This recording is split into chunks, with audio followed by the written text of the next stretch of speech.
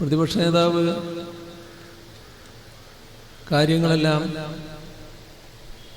നല്ല രീതിയിൽ മനസ്സിലാക്കി പറയുന്നയാളാണ് എന്നാണ്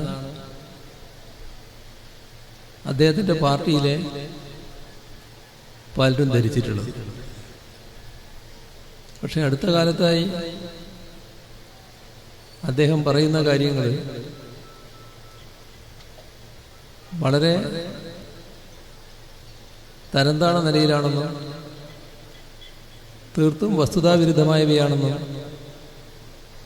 കേരളത്തിന് ബോധ്യമായി വരികയാണ്.